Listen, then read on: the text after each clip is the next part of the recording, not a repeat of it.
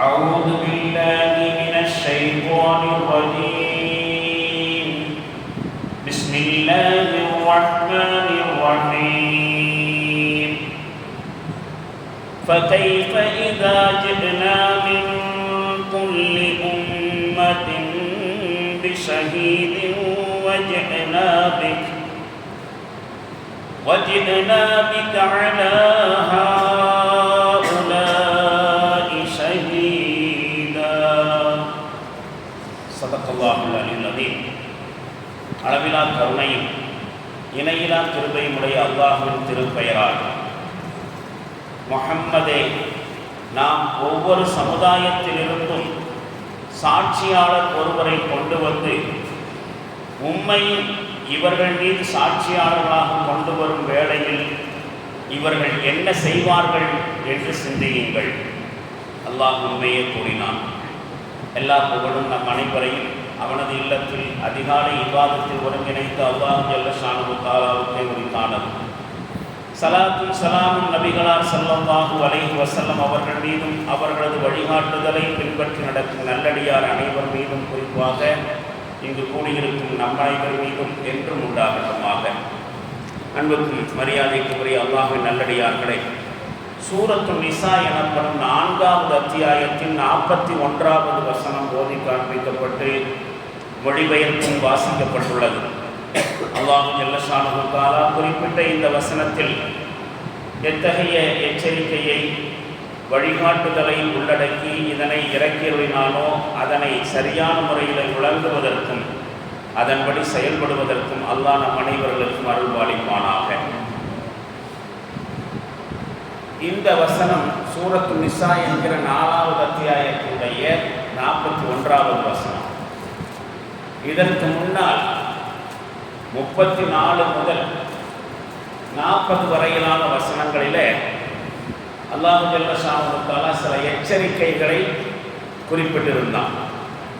என்ன எச்சரிக்கை என்று சொன்னால், இந்த தீனுல் இஸ்லாம் என்று சொல்லக்கூடிய அல்லாஹ்வுடைய மார்க்கம் இருக்கிறதே, இந்த மார்க்கத்தினுடைய அழைப்பு, இந்த மார்க்கத்தினுடைய செய்தி யாருக்கையெல்லாம் போய் சேர்ந்ததோ அவர்கள் அல்லாஹ்வையும் மறுமை நாளையும் நம்பாமல் இருக்கிறதுக்கு எந்த நியாயமும் இல்லை. இது ஒரு செய்தி. இதுக்கு முன்னாடி இடம்பெற்ற விஷயத்தில் அல்லாஹ்வுடைய செய்தி வந்துருச்சு, இறை மார்க்கத்தை பற்றிய அழைப்பு கொடுக்கப்பட்டிருக்கு. அந்த விஷயங்கள் புரிந்து கொண்ட பிறகு யார் அல்லாஹ்வையும் மறுமை நாளை நம்பலையோ அவங்க நாளை மறுமையில் எந்த காரணத்தையும் சொல்ல முடியாது. நான் அதனால தான் இஸ்லாத்தை ஏற்றுக்கல, அல்லது இதனால தான் இஸ்லாத்தின்படி செயல்படலை, எந்த சாக்கு போக்கையும் நாளை மறுமை நாளில் சொல்ல முடியாது. இது ஒன்று. அதே மாதிரி 2வதாக எச்சரிக்கை என்ன சொல்லப்பட்டிருந்துச்சுன்னு சொன்னால், இறை மார்க்கம் இஸ்லாம் தான் உண்மையான மார்க்கம் என்று தெரிஞ்ச பிறகு அல்லாஹ் அவர்களிடம் கொடுத்திருக்கக்கூடிய ஆற்றல்கள் வளங்கள் என்னெல்லாம் இருக்கோ அதையெல்லாம் அல்லாஹ்வுடைய மார்க்கத்திற்காக வேண்டி செலவு செய்யாமல் இருந்தால் அதற்கு நாளைக்கு மறுமையில் என்ன செய்ய முடியாது, காரணம் சொல்ல முடியாது. இஸ்லாமிய மார்க்கம் உண்மையான மார்க்கம் தெரிஞ்சிருச்சு. அப்போ அந்த மார்க்கத்தை மேலாண்மை செய்வதற்கு தன்னாலான எல்லா சப்போர்ட்டையும் பண்ணணும். அது எந்த மாதிரியான சப்போர்ட்டாக இருந்தாலும் சரி, உடல் ஆற்றல், அறிவாற்றல், நேரம் கொடுக்கிறது, உழைப்பை கொடுப்பது, பொருளாதாரத்தை செலவு செய்வது, அல்லாஹ்வுடைய மார்க்கத்திற்காக வேண்டி இதையெல்லாம் செலவு செய்து ஒவ்வொரு முஸ்லீமின் மீது கடமையாக்கப்பட்டிருக்கிறது. கொடுத்திருக்கக்கூடிய ஆற்றல்களும் பொருளாதாரமும் இப்போ முஸ்லீம்கள் அதிகபட்சமாக எதுக்கெல்லாம் செயல்படுத்துகிறாங்க, செலவழிக்கிறாங்க என்பதை யோசித்து பார்க்கணும். கணிசமான பேர்கள் அல்லாஹ்வுடைய மார்க்கத்திற்காக வேண்டி நேரம் கொடுக்குறவங்க இருக்கிறாங்க, அல்லாஹ்வுடைய மார்க்கத்திற்காக வேண்டி செலவு செய்யக்கூடியவங்க இருக்கிறாங்க.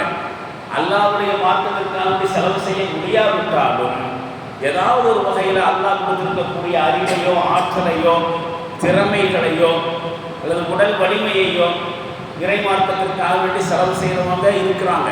ஆனால் முஸ்லிம்களில் கணிசமானவர்கள் இதில் எது ஒன்றையும் அல்லாஹ்வுடைய மார்க்கத்துக்காக வேண்டி என்ன செய்யறதில்லை, செலவு செய்யறதில்லை. அப்படி செலவு செய்கிறது நம்ம கடமைங்கிறது கூட அவங்களுக்கு புரியலை. அவங்களுடைய சொந்த வாழ்க்கைக்காக வேண்டி அல்லாஹ் கொடுத்த இந்த நேமத்தை எல்லாம் பயன்படுத்துகிறாங்க. அறிவு, ஆற்றல், பொருளாதாரம், உடல் வலிமை எல்லாத்தையும் அவங்களுடைய சொந்த காரியங்களுக்காக பயன்படுத்துகிறாங்க. ஆனால் இதில் ஒரு விஷயத்தை கூட அல்லாஹ்வுடைய மார்க்கத்துக்காண்டி செலவு செய்யாத எத்தனையோ பேர் இருக்கிறாங்க. இவங்கெல்லாம் நாளைக்கு மறுமையில் போய் என்ன செய்ய முடியாது, நான் அல்லாஹ்வுடைய மார்க்கத்துக்கு செலவழிக்காமல் போனதுக்கு இதுதான் காரணம், அதனால தான் என்னால் முடியலை என்று எந்த சாக்கு போக்கும் காரணங்களும் சொல்ல முடியாது. இது ரெண்டாவது எச்சரிக்கை. மறுமை நாளில் நல்லா கவனிக்கணும். முதல் எச்சரிக்கை என்னது, இஸ்லாம் போய் சேர்ந்த பிறகு எனக்கு புரியலை, நான் இஸ்லாத்தை ஏற்றுக்க முடியாமல் போனதுக்கு அதுதான் காரணம், அல்லது இஸ்லாத்தின்படி செயல்படாமல் போனதுக்கு இதுதான் காரணம்னு சொல்லிட்டு நாளைக்கு மறுமையில் காரணம் சொல்ல முடியாது, நியாயம் கற்பிக்க முடியாது. ரெண்டாவது, இறை மார்க்கத்திற்காக வேண்டி ஆற்றல்களையோ திறமைகளையோ செலவழிக்காமல் இருந்தால் அதற்கு காரணம் சொல்ல முடியாது. மூணாவது, அல்லாஹ் ஜல்ல ஷானஹு தஆலா தன்னுடைய அடியார்களான மனுஷங்களுடைய எல்லா நடவடிக்கைகளையும் கண்காணிச்சுட்டு இருக்கிறான். இது மூணாவதாக சொல்லப்பட்ட எச்சரிக்கை.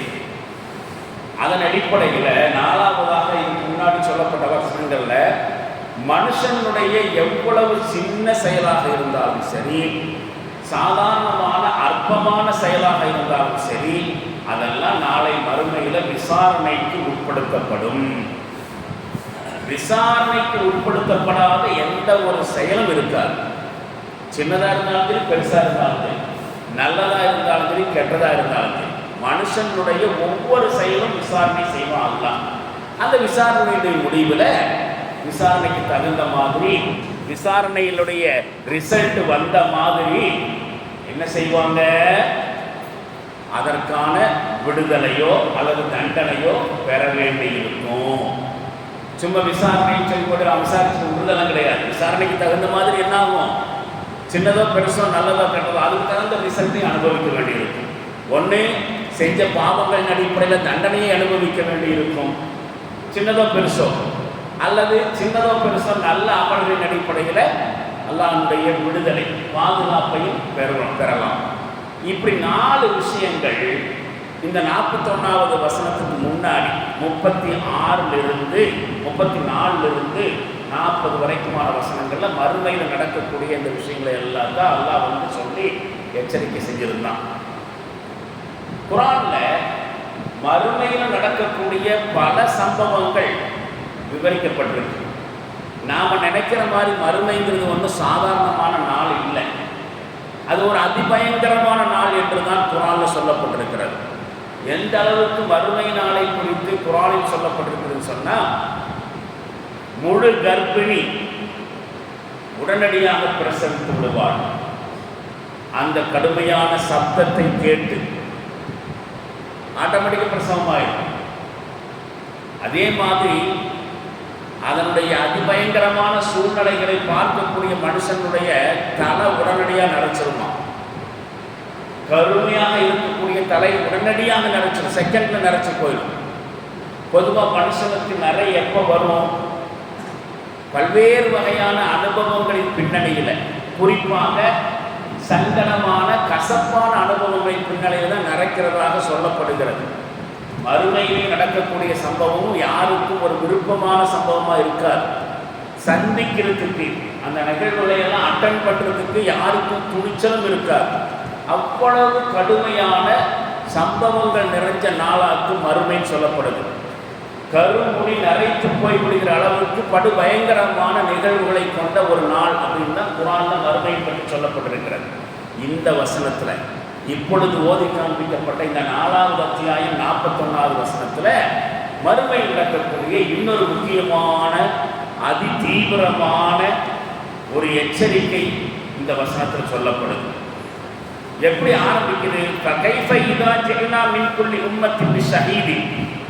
நபியே, அந்த விசாரணை நாள் வருகிற பொழுது என்ன நடக்கும் சொன்னால், அவங்களுடைய நிலைமை என்னவாக இருக்கும், எப்படிப்பட்ட வாழ்க்கை புத்தகத்தோடு அன்னைக்கு அல்லாஹ்வுடைய சன்னிதானத்திற்கு, அல்லாஹ்வுடைய நீதிமன்றத்திற்கு முன்னால் நிற்க வேண்டி இருக்கும் என்பதையும் ஒவ்வொரு மனுஷனும் நினைவில் கொள்ள வேண்டும். எப்படி இருக்கும் என்று சிந்தித்து பாருங்கள். ஃபகைஃப இதா ஜிஅனா மின் குல்லி உம்மத்தின், ஒவ்வொரு சமுதாயத்திலிருந்தும் பிஷஹீதின், ஒரு சாட்சியாளரை நாம் என்ன செய்வோம், கொண்டு வருவோம். அப்போ இண்டிவிஜுவலாக ஒவ்வொரு மனுஷனையும் அல்லாஹ் விசாரிப்பான். ஒவ்வொரு சொசைட்டிக்கும் அவர்களுக்கே நியமிக்கப்பட்ட தலைவர்கள், அறிஞர்கள், முன்னோடிகள், இமாம்கள், ஒவ்வொரு சொசைட்டிக்குமான தலைவர்களும் சாட்சியாளர்களை அழைச்சிக்கிட்டு வந்து தான் விசாரிப்பாங்க. தனித்தனியாக விசாரிக்கிறது ஒரு பக்கம். எந்த சமுதாயத்திற்கு யார் தலைவராக இருந்தாங்களோ அவங்களெல்லாம் அழைச்சி, உதாரணத்துக்கு சிறிய அளவிலிருந்து பெரிய அளவு வரைக்கும். இப்போ நம்ம குடும்பம் இருக்கு, நம்ம குடும்பத்தில் இருக்கக்கூடிய ஒவ்வொருவரையும் தனித்தனியாக அல்லாஹ் விசாரிப்பான். பெரியவங்களாக இருந்தாலும் சின்னவங்களாக இருந்தாலும் ஆணாக இருந்தாலும் பொண்ணாக இருந்தாலும் அதே மாதிரி என்ன உறவில் இருக்கக்கூடியவர்களையும் அல்லாஹ் தனித்தனியாக விசாரிப்பான். குடும்பத்தில் ஒரு தாத்தா இருக்கிறார், வயசானவர், அவரும் விசாரிக்கப்படுவார். பாட்டி என்கிற முறையில் விசாரிக்கப்படுவார். வயசை காரணம் காமிச்சோ முதுமையை காரணம் காமிச்சோ அந்த விசாரணைக்கு தப்ப முடியாது. அந்த குடும்பத்தில் இருக்கக்கூடிய கணவன், மனைவி, ஆண் பிள்ளை, பெண் பிள்ளை, உடன் பிறந்த சகோதர சகோதரிகள், சித்தப்பா, பெரியப்பா, மாமன் என்று என்னென்ன உறவு முறைகள் ஒரு குடும்பத்தில் இருக்குமோ அந்த ஒவ்வொரு உறவு முறையின் அடிப்படையிலும் விசாரிக்கப்படுவார்கள். ஆணும் பெண்ணும் விசாரிக்கப்படுவார்கள், பெரியவர்களும் சிறியவர்களும் விசாரிக்கப்படுவார்கள். ஆனால் அதுக்கு முன்னாடி அந்த குடும்பத்துடைய தலைவனாக இருந்தானே அவனை வச்சு தான் அந்த குடும்பம் விசாரிக்கப்படும். அந்த குடும்பத்துக்கு அவன் தானே முன்னோடியாக இருந்தான், சாட்சியாளனாக இருந்தான். அப்போ ஒரு குடும்பத்தினுடைய தலைவனும் அழைக்கப்பட்டு அந்த குடும்பம் விசாரிக்கப்படும். அதே மாதிரி ஒரு மஹல்லாவுக்கு யாராவது தலைவராக இருந்தாங்களா, ஒரு சமுதாயத்திற்கு தலைவராக இருந்தாங்களா, வழிகாட்டியாக இருந்தாங்களா, அந்தந்த சொசைட்டிக்கு யார் வழிகாட்டியாக இருந்தாங்களோ, தலைவர்களாக இருந்தார்களோ அவர்களை வச்சு தான் விசாரணையை நடக்கும் தான் இந்த வசனம் சொல்லுகிறது. அப்போ எதையெல்லாம் சொல்லி அல்லாஹ்விடமிருந்து தப்பிக்கலாம் என்று யாரும் எந்த கற்பனையும் செஞ்சிடாதீங்க. குஃப்ர் என்று சொல்லக்கூடிய இந்த இறை மறுப்பு, அதே மாதிரி இந்த மார்க்கம், இறை மார்க்கம் சொன்னதற்கு கீழ்ப்படியாமல் வாழ்ந்தாங்களா இல்லையா, அவங்க யார், அவர்களுடைய அந்த நிலைப்பாட்டுக்கு அல்லாஹ்விடத்தில் எந்த காரணமும் இருக்கலை அப்படின்னு சந்தேகத்துக்கிடமும் இல்லாமல் நிறுவனத்துக்கு தகுந்த எல்லா செட்டப்பும் சிஸ்டமும் அல்லாஹ் வச்சிருப்பான். மறுமையுடைய விசாரணை அப்படிங்கிறது அல்லாஹ் நீதியானவன். மறுமை விசாரணையின் பொழுது ஒரு நபருக்கும் அணுவளவும் அநீதி இழைக்கப்பட மாட்டாது அப்படின்னு சொல்றான் மறுமையில் விசாரணையினுடைய முடிவில். அப்போ அங்க விசாரணையும் அதற்குண்டான கூலி கொடுக்கிறதுக்குண்டான சிஸ்டம் எப்படி இருக்குன்னு சொன்னா, எந்த காரணத்தை சொல்லிட்டும் அல்லாஹ்விடமிருந்து தப்பிக்க முடியாது. அந்த அளவுக்கு எல்லா ஏற்பாடுகளும் அல்லாஹ் பண்ணி வச்சிருப்பான். என்ன ஏற்பாடு? ஒரு மனுஷனும் சாக்கு போக்கு சொல்ல முடியாத அளவுக்கு செஞ்ச காரியங்களுக்கு அல்லது குஃப்ர் நிலையை மேற்கொண்டதற்கு, அல்லாஹ்வுடைய மார்க்கத்தை பேணாமல் போனதற்கு எந்த காரணமும் சொல்ல முடியாது, எந்த சாக்கு போக்கு சொல்ல முடியாத அளவுக்கு ஒரு விசாரணை அமைப்பு அங்கே இருக்கும். என்ன மாதிரி விசாரணை அமைப்பு? துனியாவில் இருக்கிற மாதிரியான விசாரணை அமைப்பா? இல்லை. இங்கே இந்த விசாரணை அமைப்பில் என்னத்தை வேணாலும் பொய்யான சாட்சியங்களையோ எவிடன்ஸையோ வச்சுக்கிட்டு தப்பிச்சுட்டு போகிறதுக்கு வாய்ப்பு இருக்கு. மறுமையினுடைய விசாரணை மன்றத்தில், அல்லாஹ்வுடைய விசாரணை மன்றத்தில் எந்த எவிடன்ஸையும் தான் செஞ்ச காரியத்துக்கு சப்மிட் பண்ண முடியாது. காரணம் என்னன்னு சொன்னால், அங்கே செட்டப் எப்படி இருக்கும் கேட்டால், அவரவர்களுடைய உடல் உறுப்புகளே அவர்களுக்கு எதிராக சாட்சி சொல்லுமா. சூரத்து யாசீன் என்கிற 36வது அத்தியாயத்தில் அதை பற்றியெல்லாம் நிறைய வருது செய்திகள். என்ன செய்தி? அவர்களுடைய வாய்க்கு நாம் முத்திரை போட்டுருவோம். அவங்கள வாய் பேசாது, வாயை பேசினா தானே போய் சொல்லும். எந்த கைகளை பயன்படுத்தி என்ன பாவங்கள் செய்யப்பட்டுச்சோ அந்த கைகளே சொல்லுமா. என்ன பயன்படுத்தி இந்த மனுஷன் இன்ன தப்ப செஞ்சான், அவனுடைய கால்கள் பேசும், கைகள் பேசும், உடல் உறுப்புகள் பேசும் அப்படின்னு குர்ஆன்ல இருக்கு. அப்போ அந்த மனுஷன் கூட கேட்பானா, என்ன நீ என்னுடைய உடல் உறுப்பாக இருந்துட்டு எனக்கு எதிராகவே அல்லாஹ்ட்ட நீ சாட்சி சொல்கிற? நீ என்னுடைய உடல் உறுப்பு தானே, உன்னை வளர்த்துறதுக்கு தானே உலகத்தில் நான் என்னமெல்லாமோ சாப்பிட்டேன், உன்னுடைய ஆரோக்கியத்திற்காக வேண்டி என்னமெல்லாமோ செஞ்சனே, அப்படி இருந்தும் கூட என்னுடைய உடலினுடைய ஒரு அங்கமாக இருக்கக்கூடிய நீ எப்படி எனக்கு எதிராக நீ அல்லாஹ்விடத்தில் சாட்சி சொல்கிறேன்னு கேட்கும் பொழுது அதுக்கும் அந்த உடல் உறுப்புகள் பதில் சொல்லுமா. என்ன மாதிரி அந்த பதில் இருக்குதுன்னு சொன்னால், என்னதான் என்னுடைய இந்த உடல் உறுப்புகள்லாம் ஓ உடம்போட ஒட்டி இருந்தாலும் ஒன்றை படைச்சதும் என்ன படைச்சதும் இப்போ விசாரிச்சுட்டு இருக்கிறானே அந்த ரப்பு தான். அதனால் அவனுக்கு தான் நான் அடிமையாக இருப்பேன் ஒழிய உனக்கு நான் அடிமையாக இருக்க மாட்டேன். துனியாவில் வேணா நீ சொன்னதையெல்லாம் நான் கேட்டு நடந்திருப்பேன்.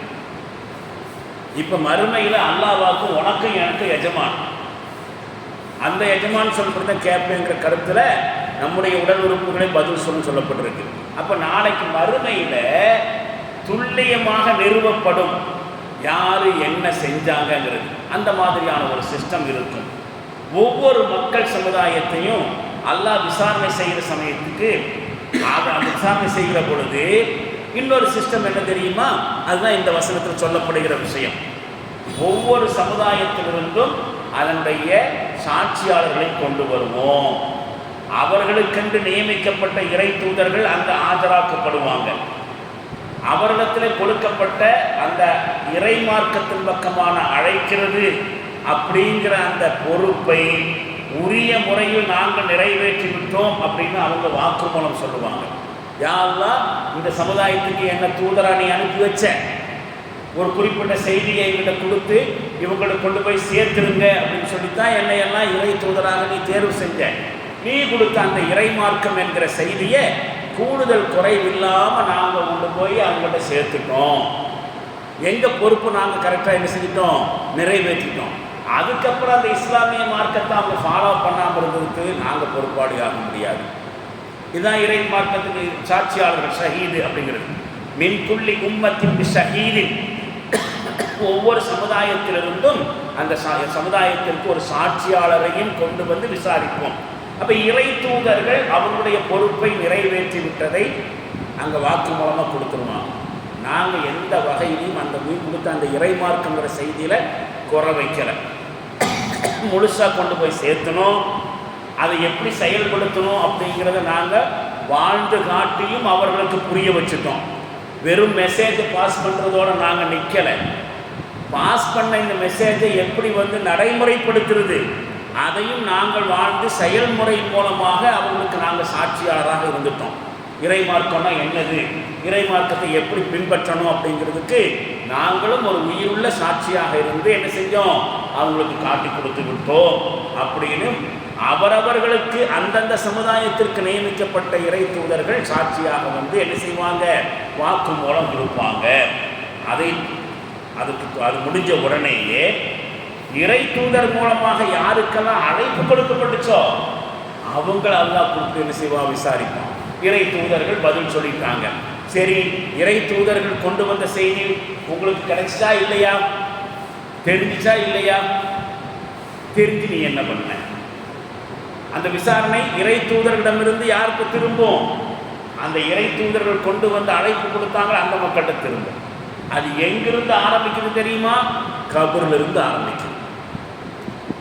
உலகமெல்லாம் அழிக்கப்பட்டு மறுமையில் மீண்டும் உயிர் கொடுத்து எழுப்பப்படுவாங்களே, அந்த சமயத்தில் மட்டுமல்ல அந்த விசாரணைங்கிறது, கபரிலிருந்தே அந்த விசாரணை ஸ்டார்ட் ஆகும். உதாரணமாக மண் ரப்புக்க, மலக்குமார்கள் கபரில் ஒரு மனுஷனை அடக்கம் செய்து விட்டு போன பிறகு மலக்குமார்கள் கபரிலிருந்து அவனை எழுப்பி உட்கார வச்சு விசாரணை மேற்கொள்வார்கள். அதில் முதல் கேள்வி, உன்னுடைய ரப்பு யாரு, உன்னை படைச்ச ரப்பு யாருங்கிற கேட்டுட்டு, உம்மளவில் அனுப்பி வைக்கப்பட்ட இந்த மனிதரை குறித்து உன்னுடைய கருத்து என்ன? முகமது நபி ஸல்லல்லாஹு அலைஹி வஸல்லம் அவர்களை குறித்து அல்லாஹ்வினால் விசாரிக்கப்படும் மலக்குமார்கள் மூலமாக. ஒரு இறை தூதரை உங்களுக்கு அனுப்பி வைக்கப்பட்டிருச்சா இல்லையா, அந்த மனிதரை பற்றி உன்னுடைய ஐடியா என்ன? மனுஷன் கேட்கப்படும். இதே மாதிரி நாளைக்கு மறுமையில் இறை தூதர்கள்ட்ட விசாரணை முடிஞ்ச பிறகு, இந்த சமுதாயத்துக்கு தான் நீ தான் நபியா போன, இந்த சமுதாயத்துக்கு நீங்கள் தானே இறை தூதராக இருக்கீங்க, உங்களுடைய வேலையை செஞ்சுட்டீங்களா இல்லையா? செஞ்சுட்டோம் அல்லாஹ்வே. அப்படி விசாரணை முடிஞ்சோடனே இறை தூதர்கள் உங்கள்கிட்ட வந்தாங்கல்ல, செய்தியை கொடுத்தாங்கல்ல, செய்தியின் அடிப்படையில் என்ன பண்ணீங்க? விசாரணை அடுத்த கட்டமாக அழைப்பு கொடுக்கப்பட்ட மனிதர்களிடத்தில் திரும்பும். இது திருக்குர்ஆன் ஷரீஃபில் நிறைய இடத்துல சொல்லப்பட்டிருக்கிறது. உதாரணமாக 5வது அத்தியாயம் 109வது வசனம் என்ன சொல்லுது? இப்படி சொல்லுகிறது, யௌம யஜ்மஉல்லாஹு ருஸுல ஃபயக்கூலு மா அஜிப்தும். எல்லா இறை தூதர்களையும் அல்லாஹ் ஒன்று சேர்த்து உங்களுடைய அழைப்புக்கு அளிக்கப்பட்ட பதில் என்ன, மறுமொழி என்ன, நீங்க அழைச்சீங்க மக்களை, நீங்க கொடுத்த அந்த அழைப்புக்கு மக்கள் என்ன மாதிரி பதில் சொன்னாங்கன்னா எந்த மாதிரி ரியாக்ட் பண்ணாங்க என்று கேட்கப்படும். அப்போ அவங்க சொல்லுவாங்க, காலு லா இல்ம லனா, எங்களுக்கு எதுவும் தெரியாது ரப்ப. இறை தூதர்கள் செய்தியை கொடுக்கறதோட எங்க டியூட்டி முடிஞ்சிச்சு, அந்த செய்தியை வாங்கினவங்க என்ன செஞ்சாங்கிறது எங்களுக்கு தெரியாது. இன்னக்க அன்தல் அல்லாஹுல் கய்யூப், மறைவான உண்மைகள் எல்லாவற்றையும் நீதான் நன்கு அறிந்தவன் அப்படின்னு சொல்லி அவங்க பணிந்து சொல்லிடுவாங்க. அப்போ எல்லா இறை தூதர்களையும் அழைத்து அவர்களுடைய அழைப்பை பற்றி விசாரிக்கப்படுவாங்க. அதே 5வது அத்தியாயத்தில் 116, 117 வசனத்தில் ஈசா நபி அலைஹிஸ்ஸலாம் அவர்கள் அழைக்கப்பட்டு விசாரிக்கப்படுறது கூட தெளிவாக விவரமாக வருது. அதை நான் ரொம்ப சுருக்கமாக சொல்கிறேன். நீங்கள் குர்ஆனை எடுத்து அந்த 5வது அத்தியாயத்தில் 116, 117 வசனத்தை பார்த்தீங்கன்னா நமக்கு மெய் சிலிர்க்கும், உடம்பு அப்படியே புல்லரிச்சு போகும். அந்த மாதிரியான ஒரு விசாரணையை ஈசா நபி அலைஹிஸ்ஸலாம்கிட்ட அல்லாஹ் கேட்குறான். எந்த மாதிரி பாருங்க, வயது காலல்லாஹு யா ஈஸா இப்னு மரியம், மரியம் என்னுடைய மகன் ஈசாவே, அல்லாஹ் கேட்பானா, யா ஈசா, ஈசா அவர்களை இப்னு மரியம், மரியத்தினுடைய மகனாகிய ஈசாவே, அன்த குல்த லின்னாஸி இத்தஹிதுனி வ உம்மி இலாஹைனி மின் தூனில்லாஹ், அல்லாஹ்வை விடுத்து என்னையும் என் உம்மாவையும் வணங்குங்கள், கடவுளாக ஆக்கிக் கொள்ளுங்கள் என்று நீதான் சொன்னீரா? ஈசா நபிகிட்ட விசாரிக்கிறானா அல்லாஹ். ஈசா நபியை எப்படி வச்சிருக்கிறாங்க கிறிஸ்தவர்கள்? அவரையே ஒரு கடவுளாக வச்சிருக்கிறாங்க. ஆனால் உண்மையில் அவர் யாரு? ஒரு இறை தூதர். அவரை எப்படி பெற்று யார் பெற்றா? மரியம் அலைஹிஸ்ஸலாம் பெற்றாங்க. எப்படி பெற்றாங்க? கணவன் இல்லாமல் அல்லாஹ்வுடைய கட்டளை கலிமத்தின் மூலமாக, ஜிப்ரீல் அலைஹிஸ்ஸலாம் மூலமாக ஊதப்பட்டு ஈசா நபி பிறந்தாங்கன்னு குர்ஆன் இருக்குது. இது பைபிளும் ஏற்றுக்குது. பைபிள்லையும் அப்படித்தான் இருக்குது, தௌராத்திலையும் அப்படித்தான் இருக்குது. யூதர்களுடைய வேதம் தௌராத்திலையும் கிறிஸ்தவர்களுக்கு வழங்கப்பட்ட பைபிள்லையும் கூட அப்படித்தான் இருக்குது. அது மாற்றிட்டாங்க, அது வேறு விஷயம். அப்போ ஈசா நபியையும் கடவுளாகவும் ஈசா நபியுடைய அம்மாவையும் கடவுளாகவும் கன்னி மேரி அப்படிதான் சொல்கிறாங்க. அவங்க ஒரு தாயாக இருந்தாலும் அவங்க யாரு? கன்னி மேரின்னு சொல்கிறாங்க. அவங்க அம்மாவையும் பூஜிக்கிறாங்க, அவங்களுக்கு வணக்கம் செலுத்துகிறாங்க. இப்போ இந்த விஷயத்தை ஈசா நபிட்ட அல்லாஹ் கேட்பானா, யா ஈஸா இப்னு மரியம், மரியமின் மகன் ஈசாவே, அன்த குல்த லின்னாஸ், மனிதர்களுக்கு நீங்கள் தான் சொன்னீங்களா, இத்தஹிதுனி வ உம்மி இலாஹைனி மின் தூனில்லாஹ், அல்லாஹ்வை விட்டு போட்டு என்னையும் என்னுடைய தாய் மரியத்தையும் வணங்கு, கடவுளாக்கிக்கோ அப்படின்னு நீங்கள் தான் சொன்னீங்களா? அதுக்கு ஈசா நபி சொல்வார், சுப்ஹானக மா யகூனு லி அன் அகூல மா லைஸ லீ பிஹக். அவர் பணிஞ்சு சொல்லுவார், நீயே தூய்மையானவன், சுப்ஹானக, நீயே தூய்மையானச்சு உனக்கு தான்.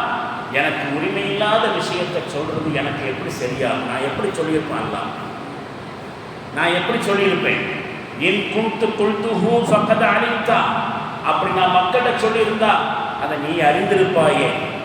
உன்னுடைய நாலேஜுக்கு தெரியாம நான் இப்படி சொல்லியிருப்பேனா? இப்படி போகுது அந்த வசனங்கள்ல.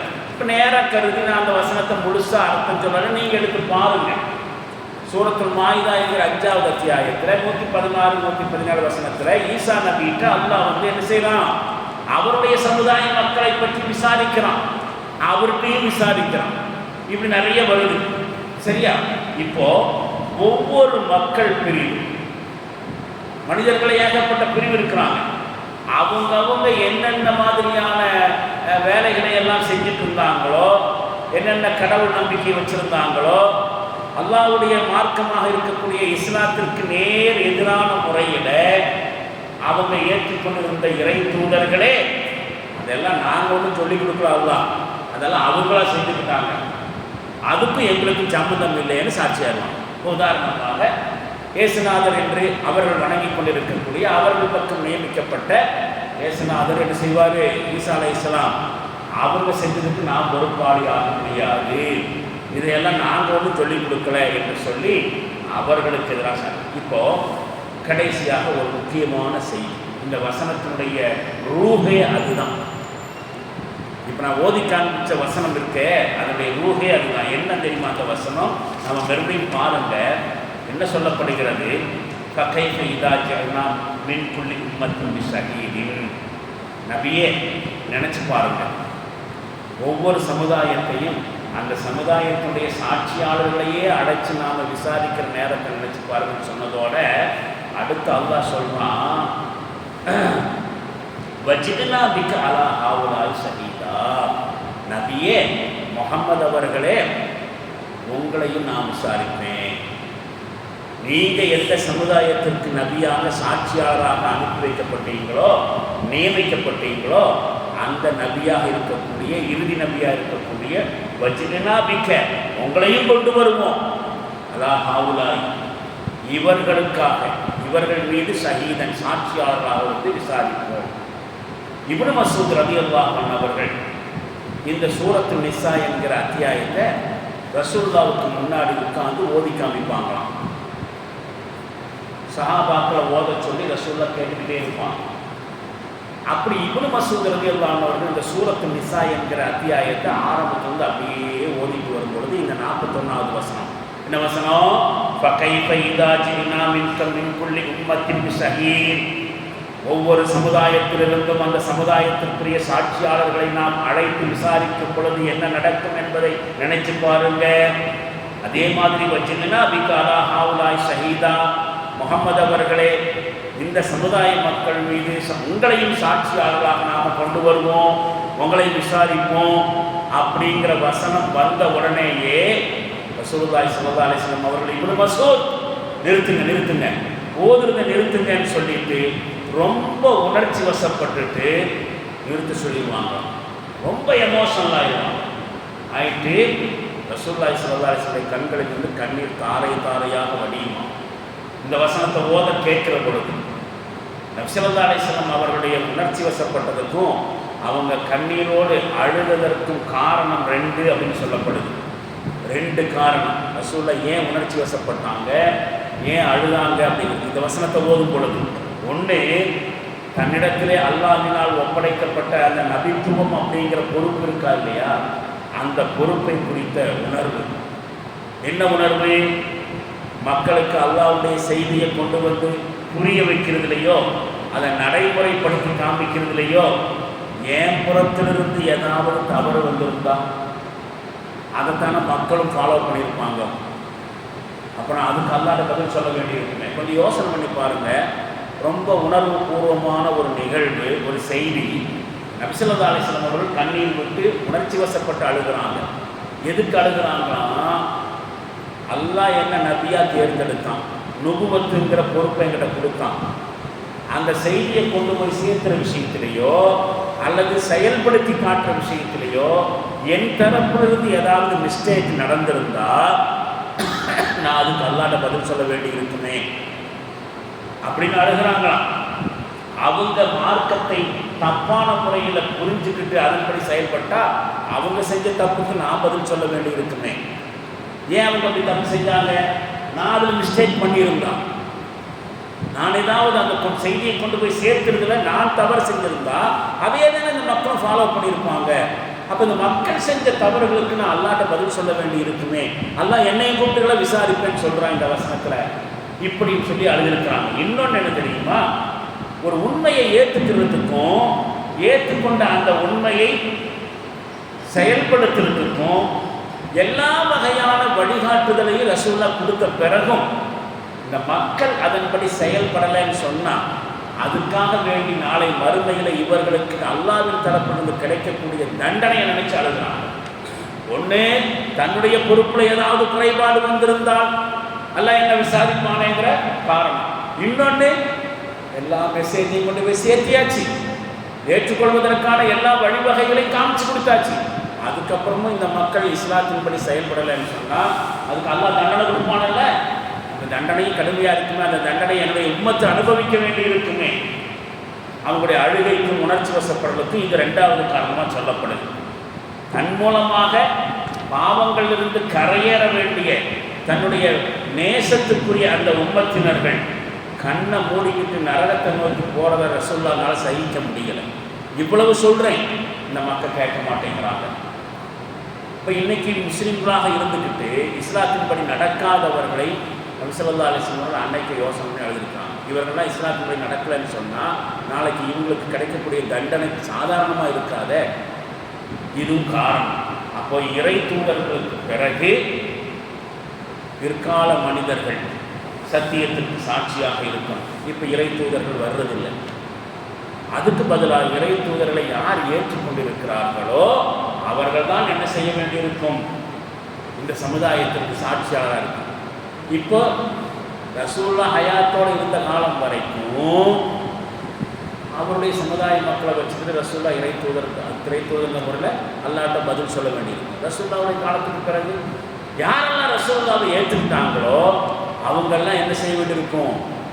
நமக்கு முன்னால் வாழ்ந்து கொண்டிருக்கக்கூடிய இஸ்லாத்தை பின்பற்றாத முஸ்லீம்களுக்கும் இஸ்லாத்தை ஏற்றுக்கொள்ளாத நான் முஸ்லீம்களுக்கும் நம்ம தான் சாட்சியாளர். நம்மளை தான் கொண்டு விசாரிப்போம். உங்களை சுற்றி நான் முஸ்லீம்கள் வாழ்ந்துட்டு இருந்தாங்கல்ல, அவங்களுக்கு இஸ்லாத்தை கொண்டு போய் சேர்த்தீங்களா? அவங்களுக்கு இஸ்லாத்தின்படி செயல்பட்டு அவங்களுக்கு நீங்கள் முன்னுதாரணமாக இருந்தீங்களா அப்படின்னு ரசூலுல்லாஹ்வுக்கு பிறகு நாம் என்ன செய்ய வேண்டியிருக்கும்? அல்லாஹ்வுக்கு முன்னாடி சாட்சியாராக இருக்க வேண்டியிருக்கும். அப்படிங்கிறதையும் குர்ஆனில் அல்லாஹ் சொல்கிறான். ரசூலுல்லாஹ் விசாரிச்சாச்சு, அந்த காலத்தில் வாழ்ந்த மக்களை விசாரிச்சாச்சு, இந்த காலத்தில் வாழ்ந்துட்டு இருக்கக்கூடிய மக்களை யாரை சாட்சியாக்கி விசாரிப்பான்? நம்மளை சாட்சியாக்கி விசாரிப்பான். உங்களுக்கு தானே இஸ்லாம் இருந்துச்சு, நீங்கள் தானே முஸ்லீம்களாக இருந்தீங்க, இஸ்லாம் உங்களுக்கு தெரிஞ்சிருந்துச்சல்ல, உங்களுக்கு ஈமானோடு இஸ்லாமிக் நாலேஜோடு உங்களுக்கு தொடர்பு இருந்துச்சல்ல. அப்போ இந்த இஸ்லாமிக் நாலேஜ் இல்லாத மக்கள்கிட்ட இந்த மெசேஜை கொண்டு போனீங்களா? அது முஸ்லீமாக இருக்கட்டும், முஸ்லீம் அல்லாதவங்களாக இருக்கட்டும், நாம் விசாரிக்கப்படுவோம் அப்படின்னு அதை அல்லாஹ் குர்ஆன் சொன்னான். இது 2வது அத்தியாயம் 143வது வசனத்தில் வருது. என்ன சொல்லுது? வகதாலிக ஜஅல்நாக்கும் உம்மத்தன் வஸத்தா, இப்படித்தான் நாம் உங்களை என்ன செஞ்சிருக்கிறோம்? நடுநிலைமை சமுதாயமாக ஆக்கியிருக்கிறோம். எதுக்கு?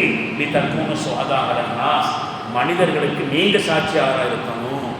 சத்திய இஸ்லாத்திற்கு நீங்கள் தான் சாட்சியாக இருக்கணும். வயக்கூன ரசூல் அலைக்கும் ஷஹீதா, இறை தூதர் உங்களுக்கு சாட்சியாக இருந்த மாதிரி. சத்திய இஸ்லாத்திற்கு இறை தூதர் உங்களுக்கு சாட்சியாளராக இருந்தார்.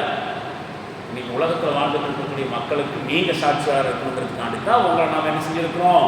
நடுநிலைமை சமுதாயமாக்கி இருக்கிறோம்னு சொல்லி சொல்கிறான். அப்படி பார்க்கும் பொழுது மறுமை நாள் என்பது நாம் நினைக்கிற மாதிரி ஏதோ ஜஸ்ட் லைக் தட் கடந்து போகக்கூடிய சம்பவம் இல்லை. அது ஒரு கடுமையான விசாரணைக்குரிய நாள். விசாரணையிலிருந்து அல்லாஹ்வுடைய தூதர்களே தப்பிக்க முடியாது. அப்படிங்கிற பொழுது அந்த தூதர்களுடைய செய்திகள் வந்து சேர்ந்த நாமளும் பதில் சொல்ல வேண்டியிருக்கும் என்கிறதான் இந்த வசனம் சொல்லக்கூடிய செய்தி. அல்லாஹ் எந்த எச்சரிக்கையை இந்த வசனத்தில் உள்ளடக்கி இறக்கி வச்சானோ அந்த எச்சரிக்கையை உணர்ந்து கொண்டு அதுக்கு தகுந்த மாதிரி ஒரு இரையச்சமுடைய வாழ்க்கையை, மறுமையில் விசாரணைக்கு பதில் சொல்லுகிற முடிகிற மாதிரியான ஒரு வாழ்க்கையை நாம் வாழ்வதற்கு முயற்சி செய்வோம். அல்லாஹ் ஜல்ல ஷானஹு வ தஆலா நம் அனைவர்களுக்கும் அதற்கான தௌஃபீக்கை நிறைவாக தந்தருள்வானாக. வாஹிர் தாவானா